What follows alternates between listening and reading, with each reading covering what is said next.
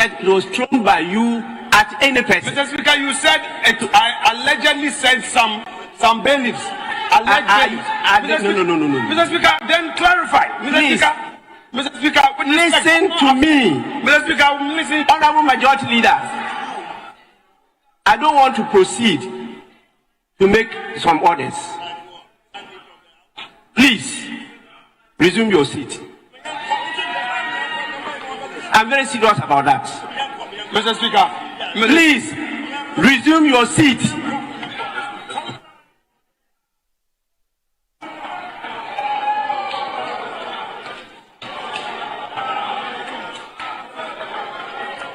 Honorable member, your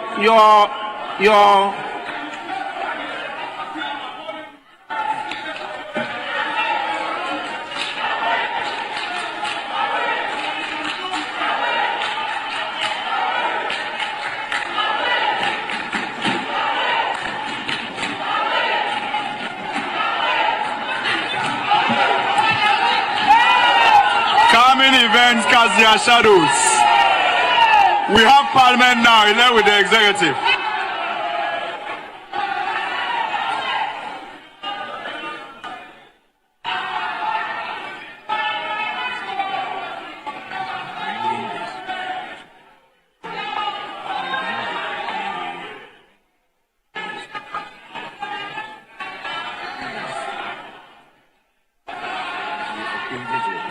Abusianfo Yamama Kwaba. Parliament I am very hot. Said the one kasa ohia wuhui. Speaker Agwambaben ene Afenyo Markins edi esia ni dendem pa ewo Parliament. Oni na ne se MP me enan bi a omo se the next coming election omo begina ewo mo ankasa omo din without any party. Agwambaben say saa no omo decided the ene any kwan say omo ba Parliament ho bim eno ena sabio Afenyo Markins, lawyer and the majority leader in Parliament, Speaker Muse, Entenesa, a young Quenenco Camerano, the Ever City City. Oh, dear, Mima make a sign yet, young Quenenco, your bar, your best sign Atwaso. Proceeded to declare the seat vacant. However, I must emphasize that this ruling made by the previous speaker does not bind other speakers, including myself. It is important to point out that in the present matter before the House, the notice of poll is available at the Electoral Commission on all the 275 constituencies. I have duly taken note of the notice of the poll, and furthermore, no member in making comments to the statement made to the House by the minority leader denies these glaring and notorious facts. And so, what is my role in all this? Honorable members, it is important to point out that the Speaker is called upon by the standing orders of Parliament, particularly Order 18, to inform the House of the occurrence of a vacancy of the seat of a member under clause 1B to E, G, and H of Article 97 of the Constitution. Accordingly, I proceed to inform the House that by the notification of the polls, the following members of Parliament have by their actions vacated their seats in Parliament. The members are Honorable Peter Yao Kwache Aka, NDC MP for Amenfi Central in the Western Region, now referred to as an independent parliamentary candidate for the same constituency. 2, Honorable Andrew Amwako Asiama, independent member for Fomna constituency in Ashanti region, now referred to as MPP parliamentary candidate for the constituency. 3, Honorable Kojo Asante, MPP MP for Suhum in the Eastern region, now referred to as independent candidate for the same constituency. And finally, Honorable Cynthia Mamile Morrison, MPP MP for Agona West constituency in the Central Region, now referred to as independent candidate for the same constituency. These MPs cannot be allowed by law and my good self to continue to pretend to be representing people that they don't believe in and they don't have any loyalty for in this house any longer. The house is accordingly so informed. Assembly na abenba bende beto abonten sesa nkofo 90 member na ye wo hwa na eja afenyo makins so ene abenba bende asi ani na omontimi ho ase bi ikoso proceedings ikoso parliament ho ne ye hyemrawo nti ho asem de beto dua wasi nyetimi kabine kire ya adwene wo ho yenkotie de ekoso ewo afenu mienu no omumienu nkoma na omudi to the house and by our standing orders is information I have to give you, and I've done so according to my understanding of the law. Please, Majority Leader.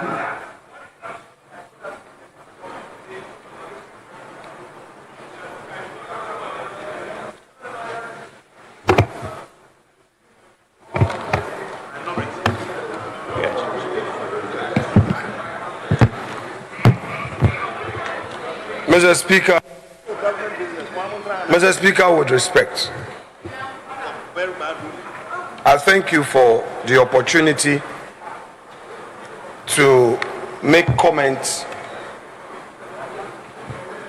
on the communication you have just delivered to the House.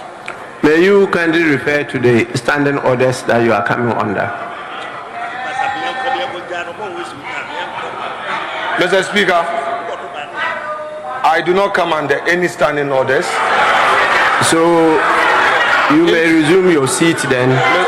Mr. Speaker, Mr. Speaker, Mr. Speaker, Mr. Speaker, Mr. Speaker, you are the father of this house. And Mr. Speaker, you have communicated to the House a position you've taken. It's been our practice that any time you have come out with a formal communication, you give opportunity to leadership to make a response. Mr. Speaker, if today you do not want me to talk, Mr. Speaker, that should be it. But Mr. Speaker, if you say that... Honorable member, you got it wrong. It's not the practice of the House that any time I come with a formal communication, I allow members to make comments. That's not the practice of the House. It's never been the practice of any of the houses that I have been member from 1993 to date. I have not had that as any practice of the House. Some speakers, including myself, may entertain some comments from members, but it is not a practice of the House. Mr. Speaker, if it pleases you, I would like to make some few comments on the matters you've raised, because Mr. Speaker, these are very grave matters. The matters you've raised are not light matters. They are very grave matters that I would want to comment. And Mr. Speaker, so please, you want to seek my leave to make comments? That is so, respectfully. Now you agree it's not the practice. Mr. Speaker, you are just seeking my leave. Mr. Speaker, as it pleases you, with your leave. With your leave. Well, yes, you may do so. Mr. Speaker, thank you once again for the leave granted me to comment on your communication you just delivered. Mr. Speaker, you underscored your submissions with a very important point, that the matter that came before us has interpretation reliefs, and that you do not have the power to interpret the Constitution, and that your duty is to enforce. Mr. Speaker. Honorable member, you are not listening to me. Mr. Speaker, may I finish with respect? All what you said are wrong, so Mr. I Speaker, cannot continue to allow you to keep on misleading the House. Mr. Speaker, please, if you think that this is your house and you didn't want us to talk, so Mr. Speaker, we should have. Honorable Majority Leader, you are addressing the Speaker. Mr. Speaker, you may. Please. I need your protection. They must stop what they are doing. I'm in charge. Mr. Speaker, then they may be quiet. Please. Mr. Speaker, with respect, in your ruling, my understanding was to the effect that your duty is not to interpret the Constitution. My understanding was to the effect that your duty is not to interpret the Constitution. But Mr. Speaker, it is important for me to emphasize one more time that when the statement was made by my respected colleague, Dr. Kesil Atufosin, I did draw the attention of the House, including your good self, to the fact that the matter being a very grave matter, I have taken it upon myself to seek the court's interpretation of the matter. Mr. Speaker, indeed. Mr. Speaker, I think Honorable I deserve members, some respect. please, Mr. Speaker, let's listen I think to I each other. deserve some respect. Let's listen to each other. No, Please. I think it is only fair. Honorable Majority Leader, please address me. I'm taking care of that. Please, Mr. let's Speaker, listen to each other. I did indicate that I have filed a process at the Supreme Court. And indeed, Mr. Speaker, the bailiff of the court had attempted to serve the process on the Director of Legal Affairs, and the Director of Legal Affairs and the entire legal directorate refused service because, according to them, there was a circular stating that they can only be served on Mondays. I saw the circular myself. Subsequent to that, I explained, hearing the intention of Mr. Speaker to come to a determination in one way or the other, the directed service, which is within my rights. Mr. Speaker, yesterday, Parliament was duly served. Honorable member, please, I didn't want to interrupt you, but you are the majority leader and the leader of this House.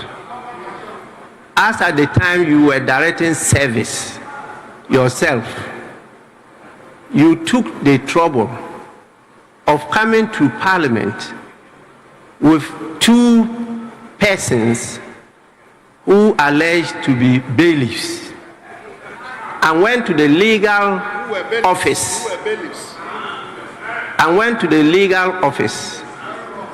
to yourself, directing officials of the legal office to receive the service.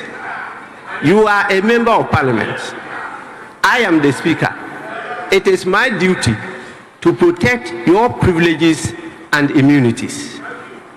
In doing so, I had a discussion with the Chief Justice, and we came to an understanding that in the meantime, the Chief Justice will issue a directive as to how service of members of Parliament, some officers of Parliament, and the Speaker could be effected.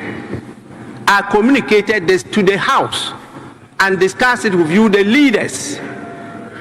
We said that as we go along, we will together, Parliament and the judiciary, particularly led by the Supreme Court, come out with a legislation on this issue of privileges and immunities of Parliament, members of Parliament, and specified officials of Parliament. We discussed this. Based on this discussion, the Chief Justice issued a directive to all registries of courts in the country. And it is stated clearly there that the Speaker can be served on Mondays during working hours.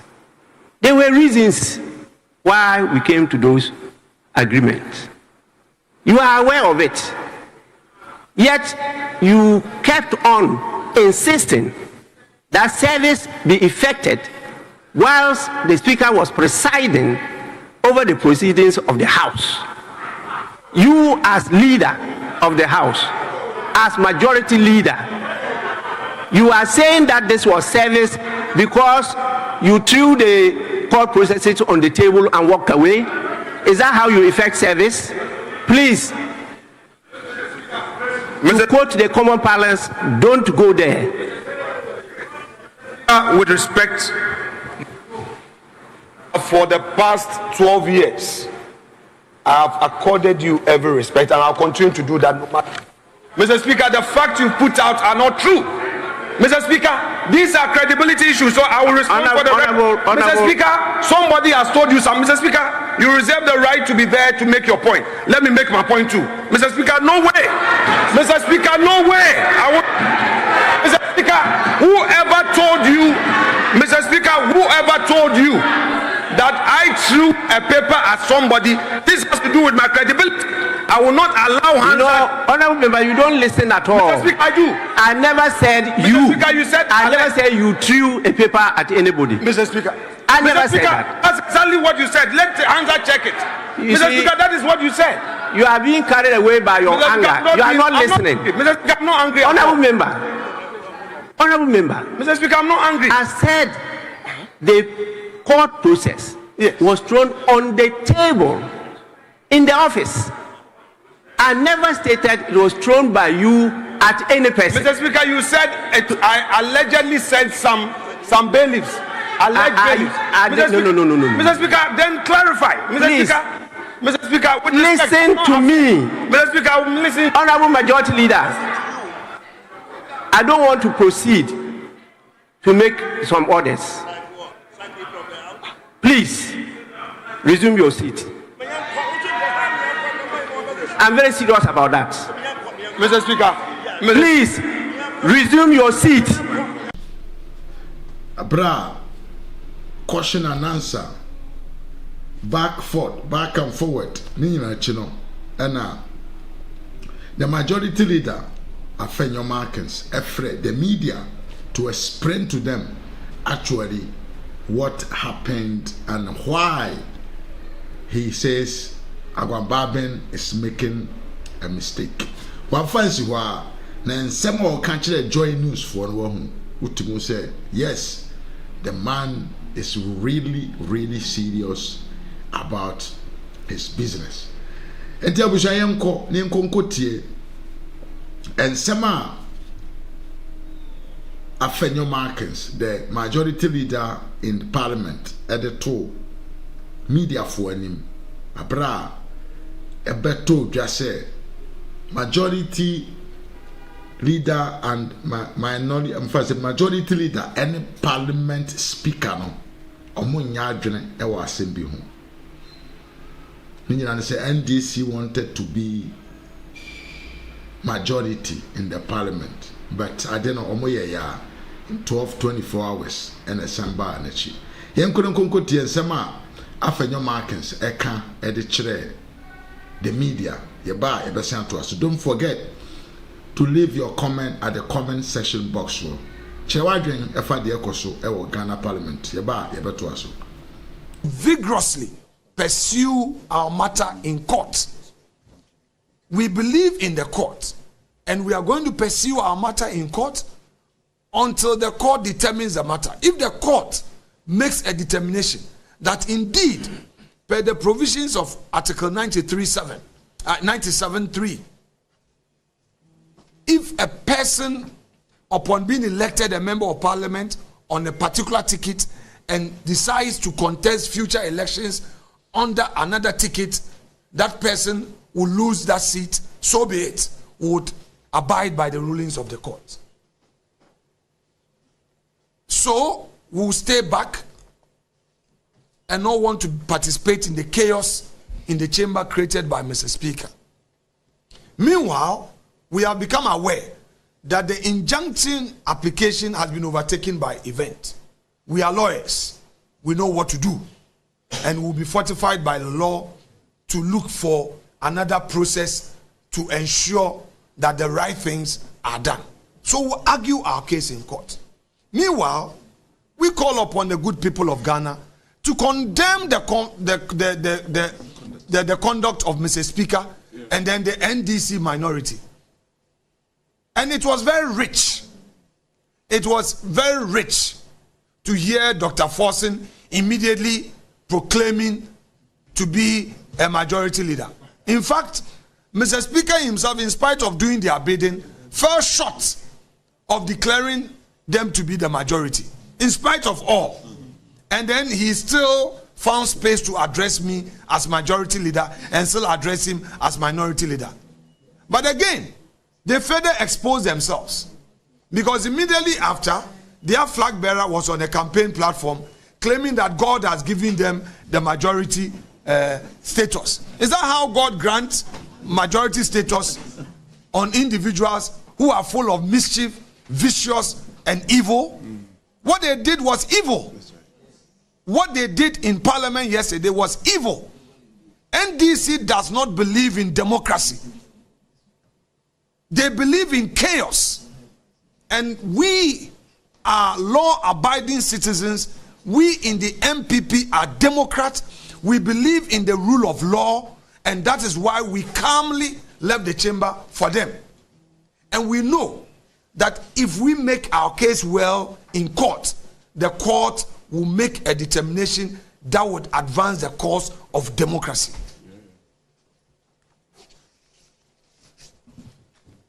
Again, to our party full soldiers, our parliamentary candidates, and all party members across the length and breadth of the country, these are useful lessons to learn. I urge on all of you that looking at the chaos in Parliament, we don't want skirt and blouse. We don't want situations where you say that somebody in NDC is your friend. At this moment, they have shown to us that if they get an opportunity again to have numbers in Parliament, there will be chaos. They want to frustrate government business as it is today. We have the judges, the Supreme Court judges who have been vetted and are supposed to be approved to work for the nation. They don't want that to happen. There are businessmen who have invested in our country because of our 1D1F policy. Their projects have to be approved. The NDC doesn't want that, so they want there to be chaos. The finance minister is supposed to present some papers to Parliament regarding budget before appropriation. This cannot happen. So they don't believe in democracy. They want chaos because they want an opportunity to come back to fest on us their incompetence. We know how they never believed in the free SHS policy.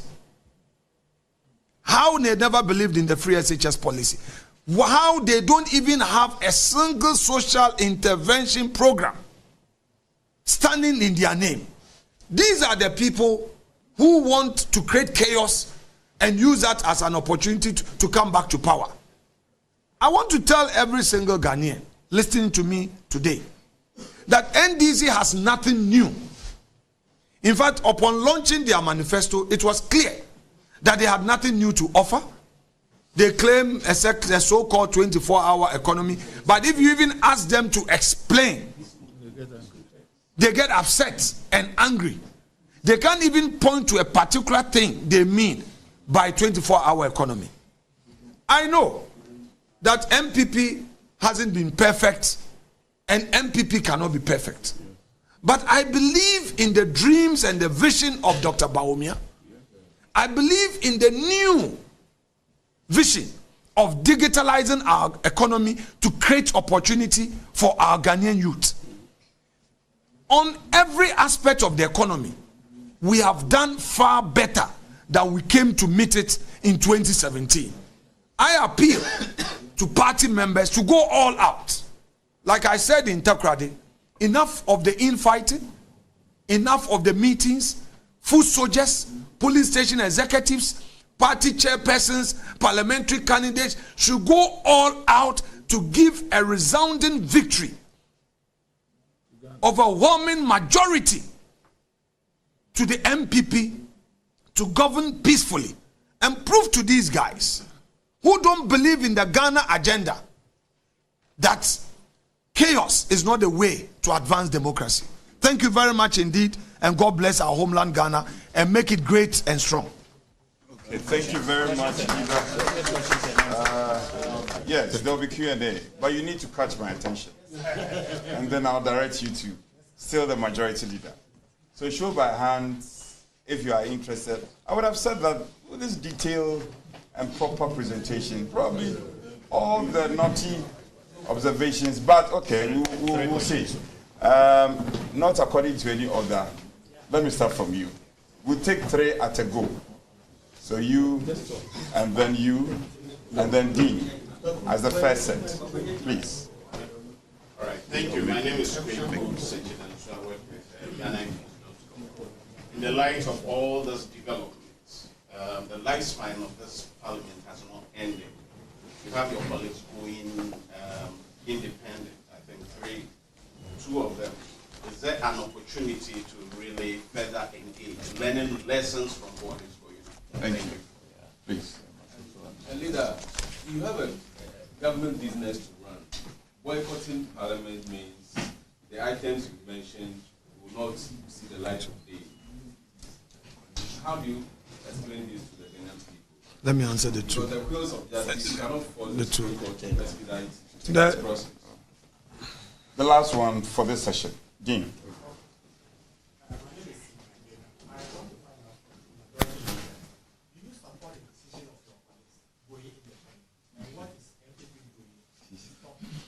I think your question dovetails into this. My dean and my respected colleagues who have asked this question. First of all, let's put the issues in context. My members who are going independent, i.e. the MP for Suhum and the MP for Agona West, have not applied to me to say that they are no more part of the caucus. 2, the party has not taken any action to dismiss them from the party. Neither have they written to resign from the party. They have only expressed an intent to participate in the next elections as independent candidate. As it is today, as a matter of fact, their status as members of parliament on the ticket of MPP remain same. It hasn't changed. 2, the independent candidate who applied to caucus with MPP has not changed his stand. So nothing has changed in terms of how the composition of parliament is as of today. Indeed, I am in touch with Honorable Amwako Esiama, and in fact, I'm happy to even announce to you that he is also filing a separate action as a result of the conduct of Mr. Speaker. So you will soon see an action filed by him, because what Mr. Speaker has done is to deny his constituents an opportunity to be heard. I don't want to go into the legal issues, but politically, what Mr. Speaker has done is wrong, and it doesn't help democracy. Let's leave it that way. Okay, so, yes. That's Joy, right? Yes. Okay. Thank you very much, leader. Joy FM, you people are known for a lot of mischief, and I would encourage you. No, I will say it. I will say it. I will say it. I will not pamper. No. So yes, so let me address Joy News. Joy News, your role as a media house is to help our democracy. Joy is becoming notorious. Joy FM is becoming notorious for misinforming and doing mischief. Yesterday they were quick to say that there is now a minority leader and a majority leader. I will not take any of that. I will say it, you can go and bash me, but I will assert my right. It's my bona fide. Your role Your role as a media house is to play your role objectively and help the cause of democracy. City FM does it well.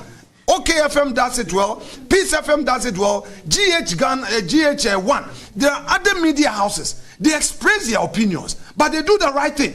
You are quick, always, to mislead people, and it's not right. Joy FM, I'm saying it today. You can single me out and start your mischief to destroy my brand. I don't really care. The time has come for the country to tell Joy FM that do it right and do it perfectly. That is all the point I want to make to you. So ask your question. Yes, no, leader, don't do the bidding of NDC. Wait. Leader, with respect, he's not speaking as an individual. The things you've been doing to us is not fair. We are joining forces with him, and we are telling you in your face. Joy FM, why? It's becoming unbecoming. You are even like, I would have denied you the right to ask a question. You can black us out. You can black us out, Joy FM. You can black us out. Enough is enough. This is a protest, a far right protest from me. Enough is enough, Joy FM. Enough is enough. It's okay. Your question, but you have to be snappy. The majority leader, please say that correctly. Say that correctly. Can you address me properly? If you are not ready, I won't take your question and you can black me out. I'm saying address me properly. No. You are ruled out. Say it. Let's hear you again. Correct. Yeah. You mentioned that you were going to take some action because we have already taken you filed have been overtaken by events. That is so. Particularly zoom into the specifics you taken. But also, I want to ask you, if you look at Article 3.9 of your Constitution, it talks about forfeiture of membership. It says a member of the party who stands as an independent candidate against the officially elected member of the party or who declares support for another political party or an independent automatically forfeits his or her membership. That is the operative word of the Constitution. How do you marry that with the point that you have made that these persons still remain members of the party? Very well. Very well. We will address that for you. I told you to be snappy, but you decided to ignore me. So shall we listen to you?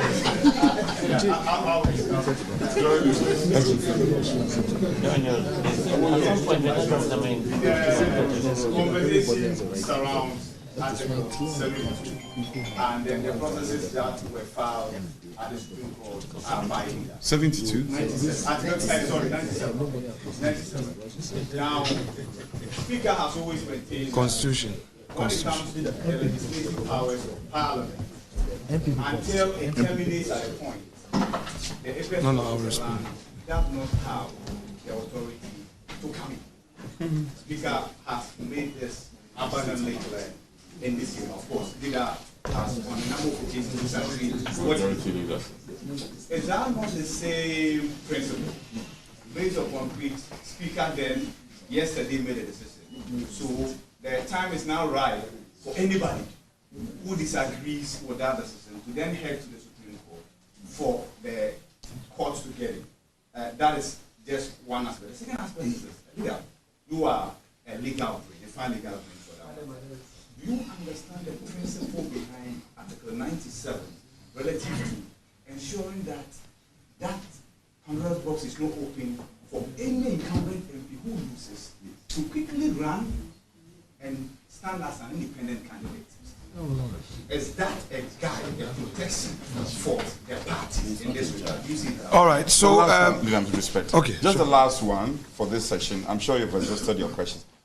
We don't have any hand up, right? Okay. You make a good point. The reason why I'm in court, you see, throughout my practice, I've always held a view that where there is lacuna or where there are divergent opinions, we don't have to remain on the streets and continue the gallery talk. Let's go to the right forum. And it's a reason why we are at the Supreme Court for interpretation, so that this matter will be settled once and for all. You know my track record at the bar, so that will speak for itself. Back to my respected friend, of Joy News, Kweku Asante. Kweku, every constitution, indeed, any written document, be it the Bible, Quran, any holy book, including our constitution, must be read as a whole. Yes. So the rule of automaticity does not really operate as a means to an end. Due process is always a preferred vehicle to achieve a means. That is why the old saying in law is that if all men find a man's hand in a till, his guilt must be proven. I repeat, if all men find a man's hand in a till, his guilt must be proven. Why that? To allow due process to take effect. So I don't expect you to say that, oh, MPP, you are caught by a particular provision in your constitution, so go by it. No. We are a political party operating with a constitution. So a person must also be heard.